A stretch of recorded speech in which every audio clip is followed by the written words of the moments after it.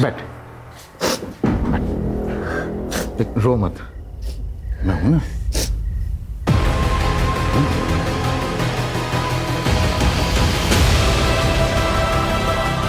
Sir ये क्या कर रहे हैं आप? क्या? प्लीज सर, प्लीज प्लीज मत करिए मुझे। चिल्लाई तो नौकरी से निकाल दूंगा। सर प्लीज सर छोड़िए।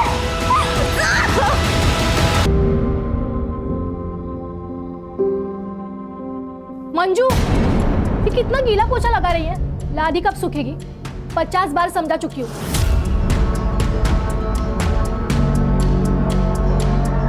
लेकिन तेरे दिमाग में ना कुछ घुसता ही नहीं है।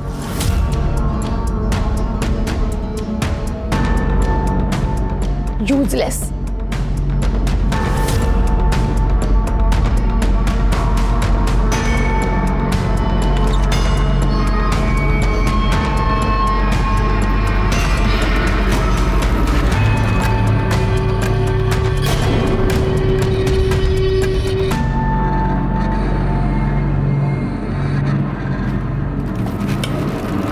क्या देख रही है?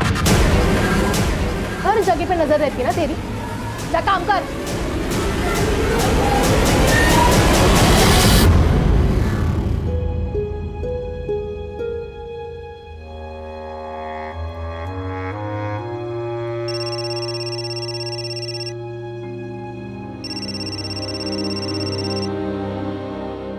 किशोर, ताई का फोन है। कैसी है बेटा? मैं ठीक हूँ आई। पैसे मिल गए थे ना? एकदम सही समय पर।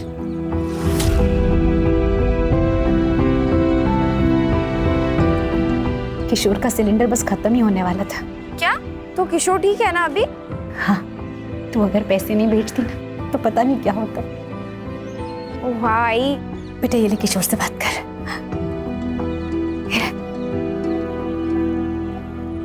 ताई अब मुझसे मिले कब आओगे?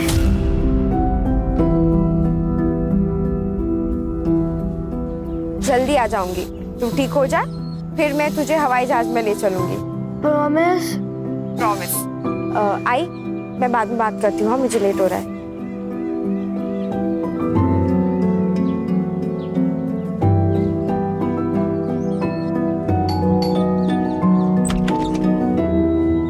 टाइम मिला तुझे वापस आने का?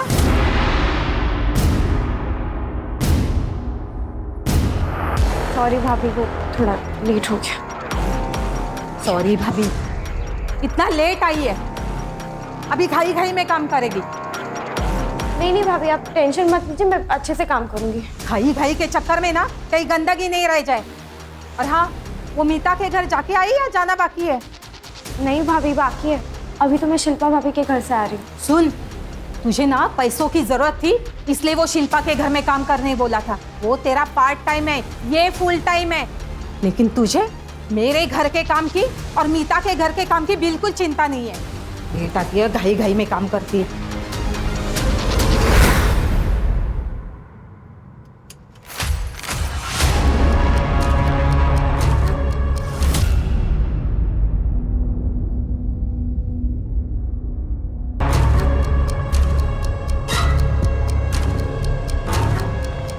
नीतू, मैं जा रहा हूँ। आई, मैं जा रही हूँ। मंजू, चॉकलेट तेरे लिए, बाद में खा लेना, ठीक है? पीना, और आई को बोलना मत।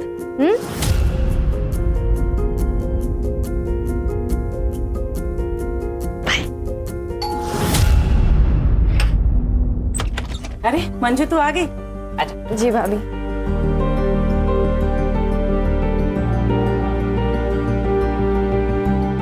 और नाश्ता किया मंजू तूने?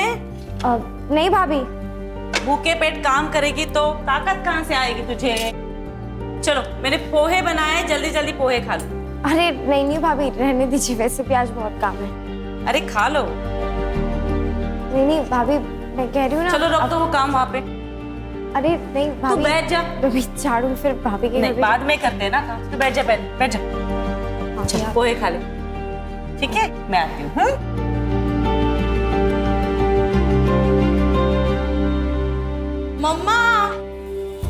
प्रोजेक्ट फाइल नहीं मिल रही है।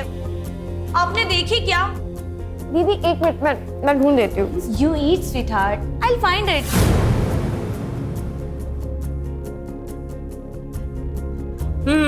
ये रही तुम्हारी प्रोजेक्ट फाइल।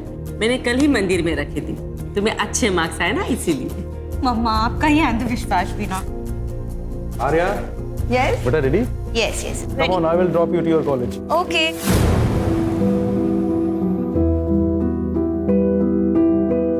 Bye, मम्मा। बाय बेटा। Bye, bye, Manju.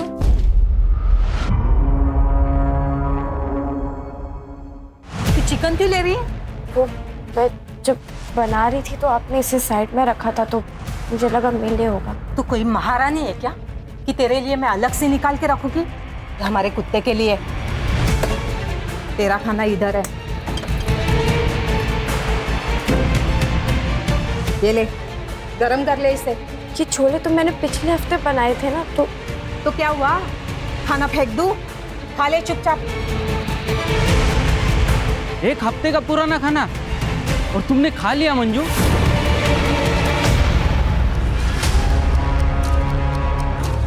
तो क्या करती? भूख लगी थी तो खा लिया। ये लोग ना बाइयों के साथ ऐसे ही बर्ताव करते। नीता भाभी, देविका, आर्या, नवीन सर, ये सब बच्चे, लेकिन बाकी सब तो हैवान है, हैवान।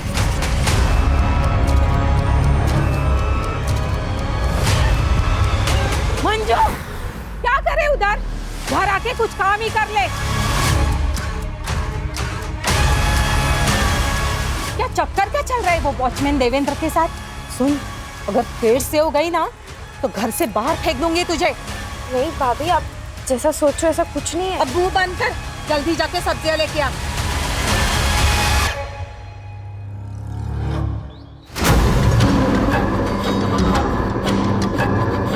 देखो दत्तू, तुम मेरा रास्ता छोड़ दो, ठीक है?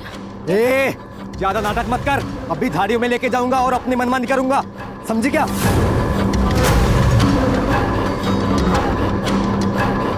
क्या बकवास कर रहे हो तुम? तेरे को बकवास लगता है? हाँ, बकवास लगता है? तू ऐसे नहीं मानेगी।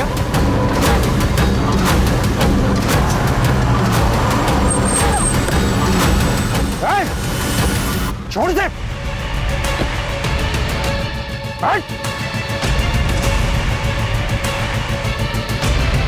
तो ठीक तो ना मंजू? मंजू, छोड़ूंगा नहीं मैं तुझे। हट!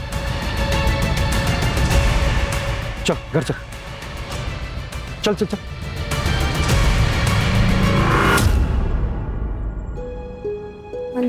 मंजू ऐसे मत रो, हिम्मत से काम लो। अच्छा हुआ बाई चांस नवीन वहाँ पे पहुँच गए थे, वरना पता नहीं वो गुंडा उसके साथ क्या करता। इतनी सारी मेड्स है जो काम करने बाहर जाती है, उन्हें तो कोई नहीं छेड़ता। सारे आशिक इसके ही पीछे लगे पड़े। तूने उकसाया होगा ना उसे। यार बस करो ना। बस सारी गलती मेरी ही दिखती है तुम्हें। मंजू एक काम कर, तू उठ, अंदर जाके आराम कर। हाँ, आराम कर जाके, सारे काम मैं करने बैठी इधर।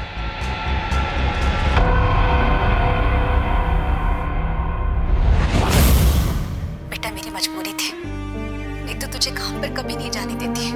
खुद मेहनत करके दोनों को पाल लेती, लेकिन किशोर को मेरी जरूरत है। और तेरे बाबा के बारे में तो जानती है ना, सारा पैसा दारू में उड़ा देते हैं। मुझे पूरा यकीन है एक दिन ये सारी मुसीबतें खत्म हो जाएंगी।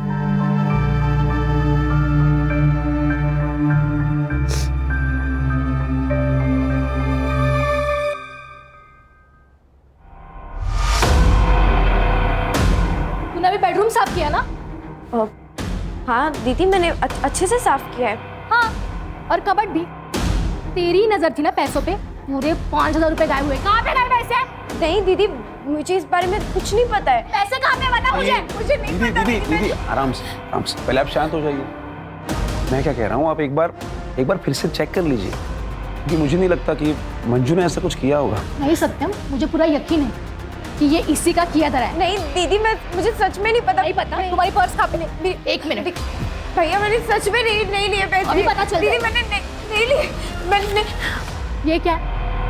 सत्यम, पुलिस को फोन लगाओ। दीदी, पुलिस नहीं, माफ कर दीजिए दीदी, मुझे पैसों की जरूरत, मैं चोर रही हूँ। ये सब नौटंकी ना मेरे सामने नहीं चलेगी, समझी? दीदी मैं क्या कह रहा हूँ, वैसे भी पहली बार गलती की है इसने, तो मैं सोच रहा हूँ कि इसे इस बार वार्निंग देकर छोड़ देते हैं। लेकिन ये पहली और आखिरी वार्निंग है। आइंदा से ऐसे कुछ किया ना तो सीधा जेल भेज दूंगी।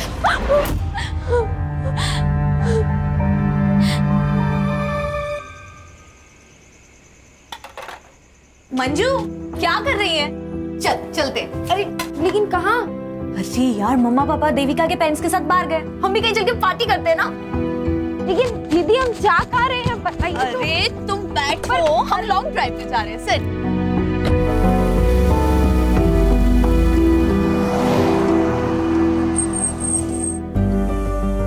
हाय, कम।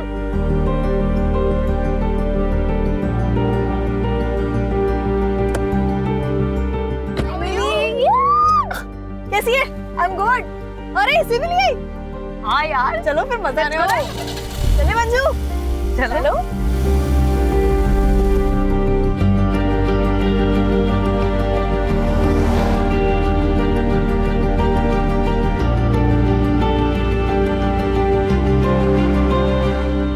अरे हाँ सेना, ये हम कहाँ गए? एक सेकंड, गाड़ी साइड में लगा। चढ़ लेना। दीदी मंजू सुनो, तुम यहाँ पे वेट करो, हम लोग बाहर देख कर आते हैं। ठीक है? लेकिन हाँ हम लोग आ रहे हैं। हाँ? वेट करना।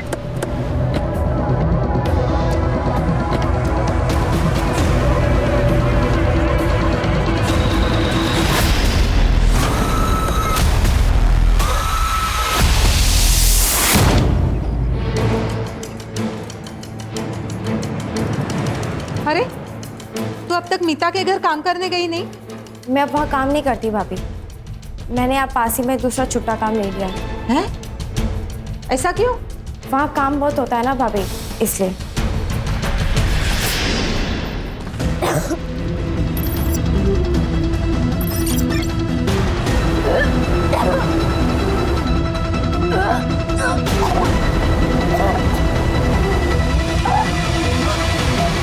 किसका पाप है तेरे पेट में? किसका पाप है?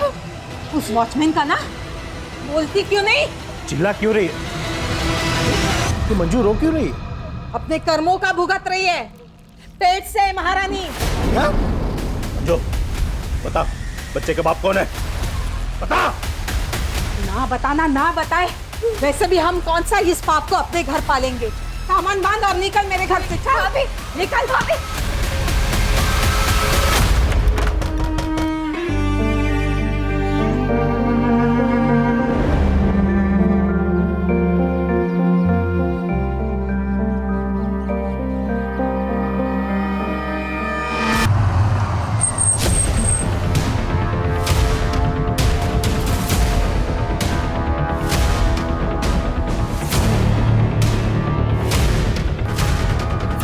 चेहरे की फोटो खींच के सारे महाराष्ट्र के पुलिस स्टेशन में सर्कुलेट कर दो और बॉडी को पोस्टमार्टम के लिए भेज दो। Okay sir.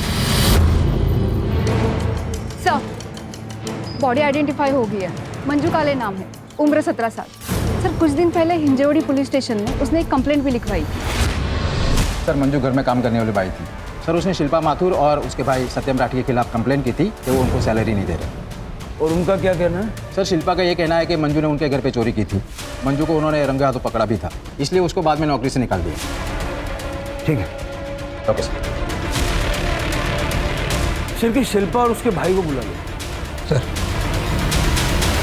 सर चोर थी वो। पहली बार मैंने उसे रंगे हाथों पकड़ा था। 5,000 रुपए निकले थे उसके पर्स से, लेकिन तब मैंने उसे वार्निंग देके छोड़ दिया। लेकिन कुछ दिनों बाद फिर से मैंने उसे 3,000 रुपए के साथ रंगे हाथों पकड़ा।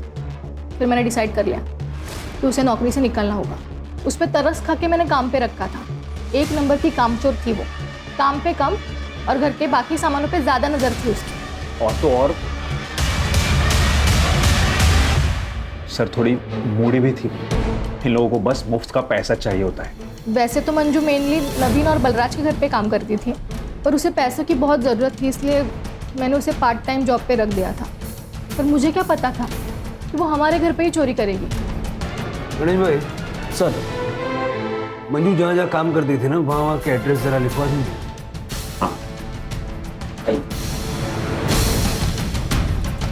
ये भाई बहन की डिटेल्ड बैक स्टोरी निकालो। सर, मंजू की postmortem report. Sir, postmortem report के हिसाब से मंजू की मौत 15 नवंबर की रात को 9 बजे से लेकर 12 बजे के बीच में हुई थी। और सर, मौत का कारण है पेट में मल्टीपल स्टैबिंग। सर, उसके बाद में उसके शरीर के टुकड़े किए गए, कुल्हाड़ी या किसी ऐसे ही चीज़ का इस्तेमाल किया गया है। और सर, मर्डर के समय वो 6 वीक प्रेग्नेंट थी। मंजू के माँ बाप को बुला के उसकी पहचान करवाओ, और ये जहाँ जहाँ वो काम करती थी उसे जाके मिलते हैं। ठीक है सर, हमें नहीं पता पिछले 1 महीने में उसके साथ क्या चल रहा था। हाँ सर, हमारे यहाँ पे उसने काम करना बंद कर दिया था। और वो नीतू, उसके पास तो वो काम करती थी। नीतू हमारे यहीं पे बगल में रहती है सर।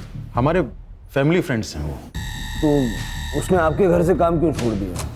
पता नहीं सर, हम तो उसके साथ बहुत अच्छे से व्यवहार करते थे। इनफैक्ट मैंने उससे कारण भी पूछा, पर उसने कुछ भी नहीं बताया। आपको पता था मंजू प्रेग्नेंट थी? नहीं सर, मुझे तो पता ही नहीं था। मुझे तो तब पता चला जब नीतू ने उसको काम से निकाला। प्रेग्नेंट थी वो, और बता भी नहीं रही थी कि बच्चा किसका है। हमारे घर में जवान बेटी है, उस पर क्या असर पड़ता, इसलिए मुझे उसे काम से निकालना पड़ा। मंजू ने आपको बताया था वो कहाँ जा रही है? अपने गांव अंबे गांव जाने वाली थी वो, अब 1 हफ्ते पहले, है ना? हाँ। आपको पता मंजू का रिलेशन किसके साथ था? मेरा मतलब है उसके बच्चे का बाप कौन होगा? मुझे पक्का यकीन है वो हमारा वॉचमैन ही है। देवेंद्र नाम था उसका। घंटों बातें करते रहते थे वो। एक दिन तो मैंने देखा था मंजू के गले में हाथ डाल के खड़ा था वो। मंजू, अंदर आ जा, क्या करे उधर? हमारा शक तो तब गहरा हुआ जब मंजू के जाने के अगले दिन ही देवेंद्र ने भी काम पे आना बंद कर दिया। उसने सोसाइटी के सेक्रेटरी को बताया कि उसे कहीं और जॉब मिल गई है। मंजू की किसी के साथ कोई दुश्मनी, लड़ाई झगड़ा ऐसा कुछ था? नहीं सर, उसकी तो किसी से भी कोई बातचीत नहीं थी। वो तो अपने आप में ही रहती थी। ये वॉचमैन का क्या नाम बताया आपने? देवेंद्र यादव। उसका नंबर दे दीजिए। सर, देवेंद्र यादव ने बताया कि वो सातारा में जॉब करता है। उसने कहा कि कल वो थाने आ जाएगा। और सर, ये शिल्पा के भाई सत्यम को जुए की लत है। इसने बहुत सारे लोगों से पैसे भी उधार ले रखे हैं। इतना ही नहीं, इसने बहुत सारे लोगों से मारपीट भी की है। मतलब हो सकता है कि पैसों का जोल सत्यम ने किया और इल्जाम मंजू पे डाल दिया। लेके आओ इस सत्यम को। तो तूने शिल्पा से पैसे नहीं चुराया? सर वो मैंने कहा ना सर, मैंने कोई पैसे नहीं लिए सर। चोरी तो मंजू ने की थी सर। तो फिर मटके वालों को 10,000 कहाँ से दिए? कहाँ से दिया 10,000?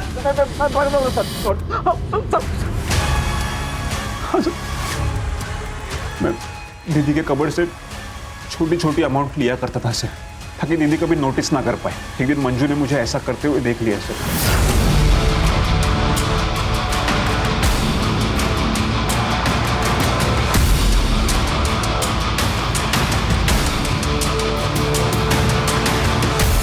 अगर दीदी को कुछ भी बताने की कोशिश भी की ना तो शान से मार दूंगा। वो मटके वाले लोग मेरे पीछे पड़े थे सर कि मुझे उनके पैसे देने थे। इसलिए सर एक दिन मैंने सीधे 5,000 रुपये निकाल लिए और फिर दीदी को शक हो गया ना, इसलिए मैंने वो पैसे फिर से मंजू की पर्स में रख दिए और फिर दीदी को मंजू की पर्स से वो पैसे मिल गए सर। फिर भी मैंने दीदी से कहा था सर मंजू को एक और मौका देने के लिए। बोला बनता है। इसका डीएनए सैंपल लो और शहर से बाहर जाना नहीं, अच्छे बच्चे की तरह घर में रहना। चल इसका सीडीआर और लोकेशन निकल लो। देखो 15 नवंबर की रात को। सर, मंजू के घर वाले आए, उन्होंने बॉडी आइडेंटिफाई कर लिया। मंजू हमारी पहली और आखिरी उम्मीद थी साहब, तो वो भी चली गई। हमारी बच्ची कभी घर पहुंची ही नहीं। आपको पता है आपकी बेटी 6 वीक से प्रेग्नेंट थी? या उस बच्चे का बाप कौन था? क्योंकि नवीन और बलराज की फैमिली का कहना है कि मंजू को भी नहीं पता था कि उस बच्चे का बाप कौन था। झूठे है सबके सब। मंजू को मालूम था, तभी तो उसे सुनसान जगह ले जाकर तमंचा दिखाकर उसका बलात्कार करवाया गया। मेरी बच्ची की जिंदगी को बर्बाद कर दिया। आपको यकीन है कि ऐसा ही हुआ था? कैसी बात कर रहे हैं साहब? आप खुद भी सोचिए ना साहब, कोई भी माँ बाप अपनी बच्ची के बारे में जानबूझकर ऐसी बात करेगा? साहब, हम दोनों वहाँ बात करने भी गए थे उनसे, जब मंजू ने हमें बताया। बहुत हो गया, झूठा इल्जाम मत लगाना हमारे ऊपर। और हमारी बच्ची झूठ क्यों बोलेगी? हम लोग का साथ देने के बजाय तुम लोग हमें झूठा बोलते हो। लेकिन हम ऐसा क्यों करेंगे? Rape on gun point? Manju झूठ मत बोल, टेल देम ट्रूथ। गलत सकते ये दोनों ने मेरे साथ गलत कर दिया। अरे किया होगा तभी तो बोल रही है ना। उन दोनों लड़कियों ने अपनी गलती मानने से इनकार कर दिया और उनके घर वालों ने मामले को रफा दफा करने के लिए मंजू को हर महीने 25,000 देने का वादा किया। आई बाबा, मुझे घर ले चलो ना, मुझे यहाँ काम नहीं करना है। हम जाके पुलिस कंप्लेन कर देते हैं ना। तूने सुना नहीं क्या कहा उन्होंने? 25,000 रुपए महीना। किशोर को ठीक करना है या नहीं? बेटा, बाबा एकदम ठीक कह रहे हैं, मैं तुझे घर ले जाती, लेकिन अगर किशोर को ठीक करना है ना तो तुझे काम करना पड़ेगा। मजबूरी है हमारी। मान जा। वो आखिरी बार जब मैंने अपनी बच्ची को गले से लगाया और दत्तू तो उसे पहले से ही परेशान कर रहा था। ये दत्तू कौन? एक आवारा लड़का है साहब, उसी एरिया का, जो जब भी घर से बाहर निकलती थी उसे छेड़ता था। एक बार तो नवीन साहब ने भी बचाया। तो आपने पुलिस कंप्लेंट नहीं की? मंजू करना चाहती थी साहब, लेकिन बदनामी के डर से मैंने उसे रोक दिया कि कहीं काम ना चला जाए। जब पता नहीं मंजू चली गई, अब हमारा क्या होगा? मेरे को तो डर है साहब कि मेरा किशोर भी मेरे को छोड़ के चला जाए। बिलीव मी सर, मंजू बहुत हार्ड वर्किंग थी, उसके लिए बुरा लगता था, इसलिए मैं और देविका उसे घुमाने लेके गए थे ताकि उसे अच्छा लगे। फैक्ट सर, वो तो हमारे साथ एंजॉय भी बहुत कर रही थी सर। उसके बाद देखा कि हम लोग रास्ता भटक गए, फिर हम किसी से रास्ता पूछने के लिए भी उतरे। सामने एक छोटा सा स्टॉल था, फिर खाने पीने के लिए हम लोग सामान लेकर आए। देखा मंजू बहुत रो रही है और उसने कहा कि उसके साथ किसी लड़के ने ज़बरदस्ती करने की कोशिश की और पता नहीं सर वो हमें ब्लेम करने लगी और ये बोल के कि हमने गन पॉइंट पे रख के उसका रेप करवाया, जबकि सर उस वक्त हम वहाँ थे भी नहीं। एक्जैक्टली सर, और पूरे रास्ते हम उससे पूछते रहे कि कौन था, किसने किया, पर सर वो हमें ब्लेम किए जा रही थी। और तो और सर, घर जाने के बाद तो बहुत बड़ा बवाल हुआ। हमारे पेरेंट्स हमसे ही झगड़ने लगे और हम पे ब्लेम करने लगे। सर उस दिन बहुत गर्मा गर्मी, इसलिए हम लोगों ने डिसाइड किया कि हम मंजू की सैलरी डबल कर दें ताकि हमारे परिवार और हमारी बच्चियों को कोई प्रॉब्लम हो। सर तब जाके उसके पेरेंट्स माने। सर उनका तो पूरा प्लान था हमसे पैसे ऐंठने का। वो उनका बेटा पता नहीं बीमार है भी या नहीं, पूरा खानदान झूठा है सर। सर आपको क्या लगता है, क्या सच है? देखो, इस वक्त कौन सच बोल रहा है कौन झूठ बोल रहा है ये बता पाना मुश्किल है। इस सारे परिवारों की छोटी से छोटी डिटेल निकल। ये ठाकुर और विर्क फैमिली के बारे में कुछ बता सकती हो? हाँ मैडम, ये हर फंक्शन में तो ये लोग सबसे अच्छे से बात करते हैं, लेकिन नीतू और मीता बहुत अच्छे दोस्त भी हैं। जैसे उनके पति की आपस में दोनों की दोस्ती है, और हाँ वो दोनों आपस में बिजनेस पार्टनर भी हैं मैडम। मीता थोड़ा सा खराब बोलती है लेकिन सबसे सही रहती है, लेकिन वो जो नीतू है ना, वो ना थोड़ी नकचड़ी है मैडम। पता नहीं कहाँ की महारानी समझती है अपने आप को। नवीन तो एकदम अच्छा आदमी है सर, क्या कम बोलता है लेकिन एकदम फ्रैंक और ओपन माइंडेड है सर। और वो बलराज, वो तो एकदम का लिच्चर है सर। एक बार तो मैंने उसे अपने बेटे को तारते हुए देखा था, तब से मैंने अपने बेटे को मना कर रखा है, उसके हमने सब बात न करें। मैम, मैं बस हाय हेलो करती हूँ आर्या और देविका से, उससे ज़्यादा मेरी कोई दोस्ती नहीं है, लेकिन वो दोनों हमेशा साथ रहती है। और मैंने सुना है कि वो दोनों साथ में पार्टी करती है और ड्रग्स भी लेती है। आ गए आप लोग। किशोर को मैंने खाना खिलाने की बहुत कोशिश की, जरा सा ही खाया उसने, आप खिला देना। ठीक है।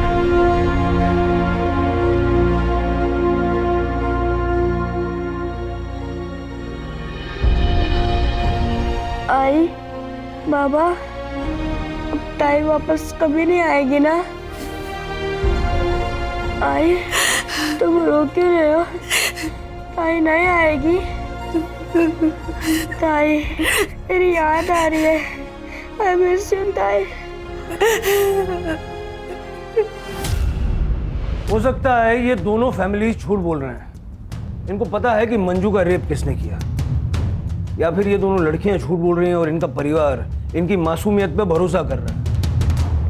सर ऐसा भी हो सकता है कि सावित्री और गंगू झूठ बोल रहे हैं। हो सकता है कि इन लोगों ने ब्लैकमेल करके अच्छा पैसा बनाने की सोची, या फिर मंजू उतनी सीधी थी ही नहीं, इसलिए ये दत्तू टाइप के लड़के उसके पीछे पड़े रहते हैं। बहुत कंफ्यूजिंग है सर। दत्तू मिला क्या? सर अभी तक नहीं। वो और उसकी बहन योगिता दोनों अंडरग्राउंड है। सर पता चला है कि योगिता से पहले वो विर्क और ठाकुर फैमिली में काम करती थी, लेकिन सर बीमारी के कारण वो काफ़ी छुट्टियाँ ले रही थी, इसलिए उन्होंने योगिता को हटा के मंजू को परमानेंट काम पे रख लिया था। मतलब योगिता के पास भी मंजू से बदला लेने का मोटिव था। ये भाई बहन को जल्द से जल्द ढूंढो। सर वॉचमैन यादव आ गया।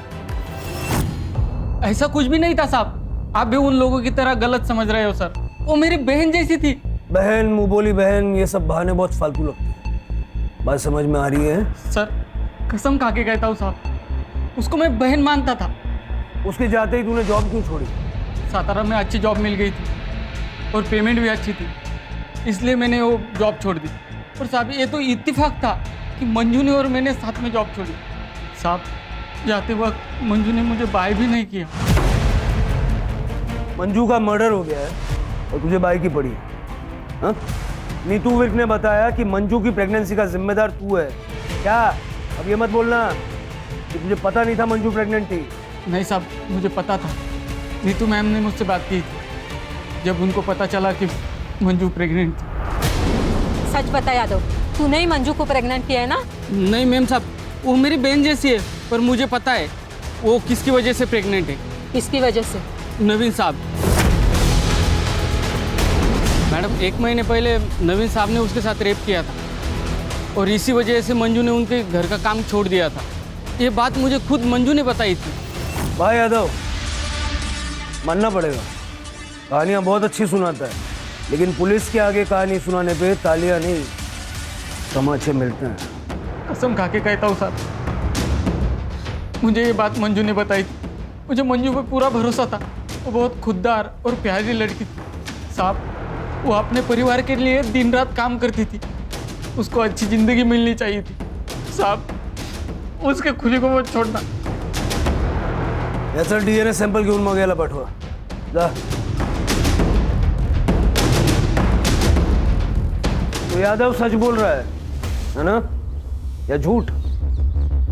देवेंद्र ने मुझे बताया था कि नवीन ने मंजू का रेप किया था। मैंने ये बात मीता को भी बताई थी और बाद में मेरे हस्बैंड ने भी मुझे कंफर्म किया था। मतलब तुम भी ये बात पहले से जानते थे? जी सर, नवीन ने 1 महीने पहले ही मुझे बताया था। जिस रात मंजू ने लड़कियों पे इल्ज़ाम लगाया कि गन पॉइंट पे उसका रेप करवाया गया। क्या? तूने मंजू का रेप किया? हाँ यार, कल रात को मैं लेट घर पहुंचा था और मैंने थोड़ी सी ड्रिंक भी कर रखी थी। मंजू ने जब मुझे बताया कि किसी ने गन पॉइंट पे उसका रेप किया तो यार मैं अपने ऊपर कंट्रोल नहीं कर पाया। मैं आउट ऑफ कंट्रोल हो गया था। और सच बताऊं तो मुझे उसके ऊपर गुस्सा भी था यार। उसने बेवजह हमारी बच्चियों को इसमें घसीटा है। मैं तो सिर्फ कंसोल करने की कोशिश कर रहा था यार, बस। बैठ, रो मत, मैं हूं ना।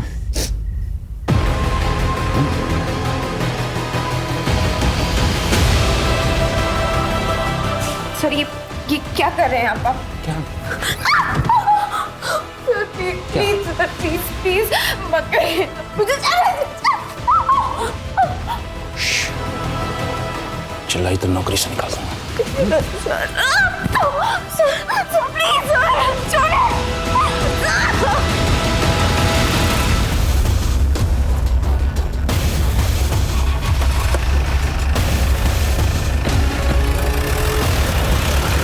पता है, किसी के चेहरे पे तो जाना ही नहीं चाहिए।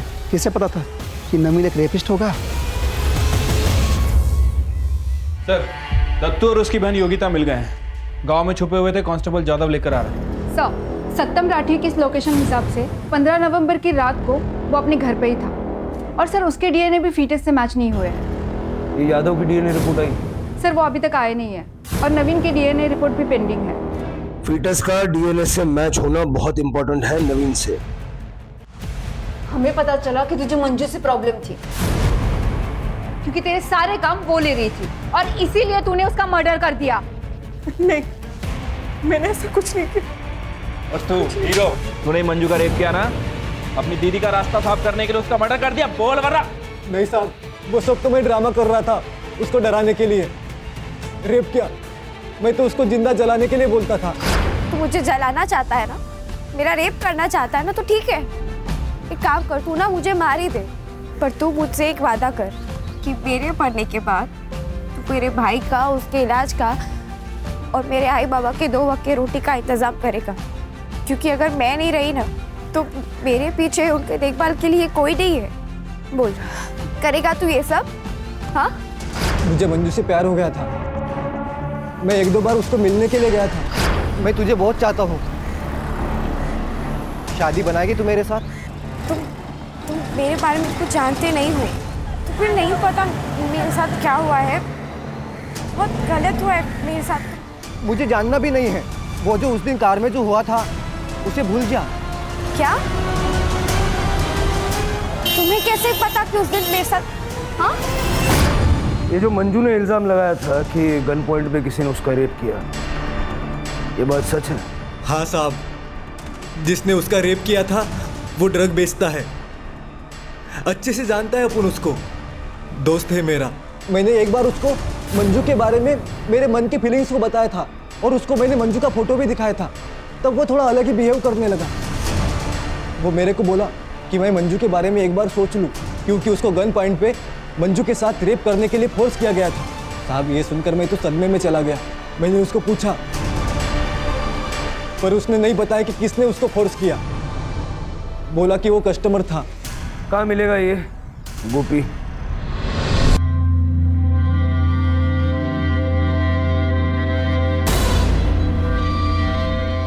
शादी को देना, ठीक है? चला, और माल किधर गया? अरे गोपी, चल तेरे से कुछ बात करने का है। कौन है रे तू और क्या बात करना है तेरे को? वो गन पॉइंट वाला मर्डर केस है ना, उसके बारे में। साहब, आर्या और देविका सिर्फ लेस्बियन नहीं बल्कि एक नंबर की नशेड़ी भी थी। बहुत एडजस्ट किया उन दोनों के वास्ते। अमाउंट बहुत ज़्यादा हो गया था। मैंने बोला पहले का अमाउंट क्लियर करो फिर माल मिलेगा। फिर साहब वो लोग ने 1 महीने पहले एक सुनसान जगह पे बुलाए थे साहब।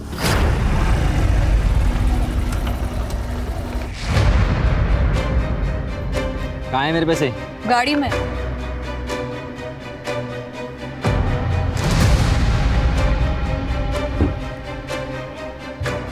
अबे ये क्या है? कहाँ है मेरे पैसे? अबे यही है तेरा पेमेंट, चल भरपूर ले। क्या कर रहे हो तुम लोग?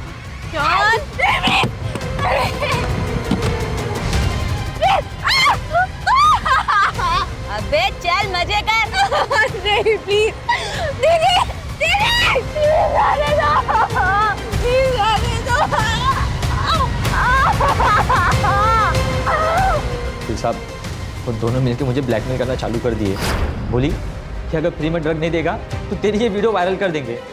मैं क्या करता साहब? ये वीडियो देख लीजिए साहब, उन दोनों ने मुझे भेजा था। इसका डीएनए सैंपल लो, मैं आठ ठेवाएगा। सर मेरे को क्यों सर? Sir please sir. तो ये वीडियो सच है? तुम दोनों ने मिलके गोपी को फोर्स किया कि वो मंजू का रेप करे? जी मैम, हम ये वीडियो दिखा के फ्री पे ड्रग्स लेंगे। और वो गन कहाँ से आई? सर वो गन नकली थी। हाँ सर, ये देखिए, हमने ऑनलाइन ऑर्डर की थी। ये देखिए, गन नकली थी सर।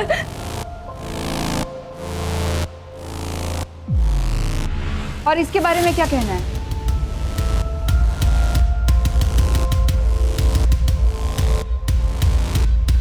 सर बच्चे क्या कर रहे हैं? कभी जानने की कोशिश की आपने? सारे माँ बाप को लगता है कि हमारे बच्चे बहुत अच्छे हैं, बहुत सीधे हैं, लेकिन बच्चों की हरकतों पर नजर रखने की जिम्मेदारी भी माँ बाप की होती है। क्यों चला तू किन्ना? चलो।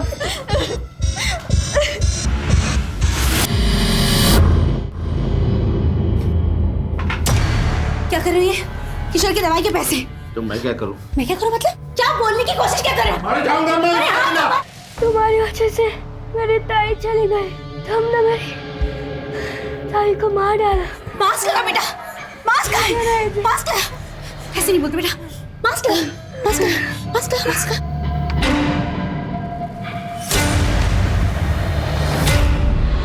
सर अभी तक जितने भी डीएनए सैंपल लिए किसी के भी सैंपल फीटस से मैच नहीं हो रहे। यादव, गोपी, दत्तू, यहाँ तक कि नवीन के भी सैंपल मैच नहीं हुए।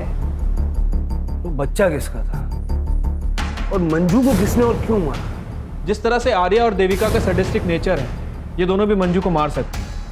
लेकिन पड़ोसियों के मुताबिक जिस रात ये मर्डर हुआ, ये लोग देर रात तक पार्टी कर रहे थे। चल के हो सकता है कि कोई ऐसा है जिस पे अभी तक हमारा शक नहीं गया या जो हमारे सामने ही नहीं आया। सर, यादव का वीडियो कॉल आ रहा है। उठाओ। हाँ यादव। सर, काम से छुट्टी नहीं मिली सर, इसलिए मैं पुणे नहीं आ पाया। पर मुझे कुछ बहुत ज़रूरी चीज़ बतानी थी सर, जो मुझे मंजू ने बताई थी। वो कार में जो रेप हुआ था ना, उसके पहले वो कुछ दिन के लिए अपने गांव गई थी और वापस आने के बाद वो अपनी माँ से बात कर रही थी। तब मैंने सुना था। आई, तू आत्महत्या करने के बारे में सोच भी कैसे सकती है? अच्छा हुआ बाबा वहाँ समय पर आ गए और तुझे वो पेस्टिसाइड पीने से रोक लिया। तुझे पता भी है तेरे बाद किशोर का क्या होगा, कौन देखभाल करेगा उसकी? तू दोबारा ऐसा कदम नहीं उठाएगी। चल फोन ठेवते। मंजू, क्या हुआ? तेरी आई अपनी जान क्यों लेना चाहती है?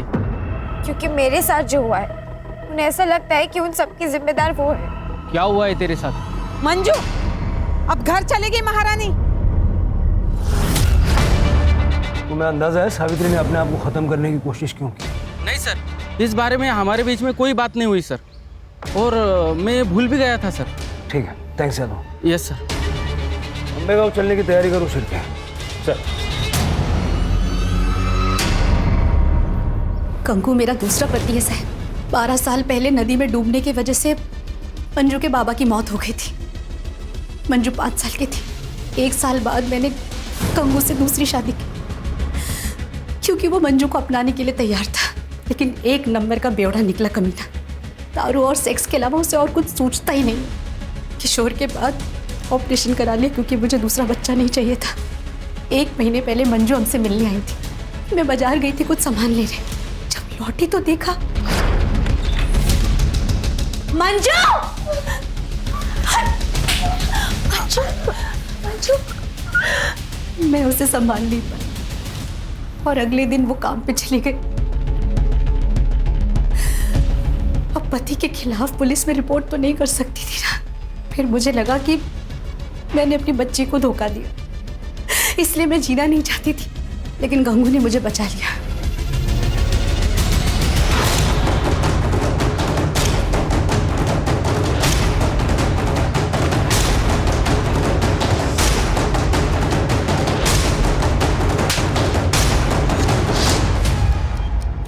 सर, जैसा कि सावित्री ने बताया था, गंगू ने ही मंजू का रेप किया। सर, फीटस डीएनए के लिए भेज दिया है। सर 15 नवंबर का सीसीटीवी फुटेज मिल गया है। तालाब पे जाने वाले रोड का सीसीटीवी फुटेज। सर 15 तारीख की शाम को 5 बजे के आसपास नवीन की गाड़ी यहाँ से गुजरी है।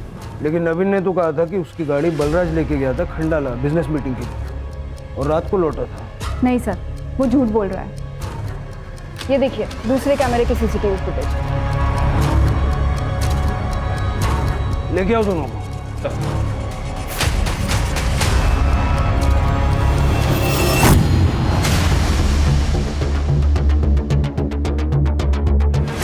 हाँ सर, मैंने ही शंकर को सुपारी दी थी मंजू को मारने की। नीता भाभी, मुझे अम्बे गाँव तक छोड़ने के लिए थैंक यू। हाँ, इट्स ओके मंजू, और अपने पैसे के लिए चिंता मत करना।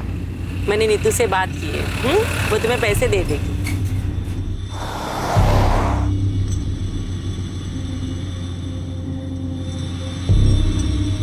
ये हम कहाँ जा रहे हैं? कि मेरे गांव का रास्ता तो नहीं, हम कहाँ जा रहे हैं? क्या हो गया? गाड़ी क्यों रोक दी?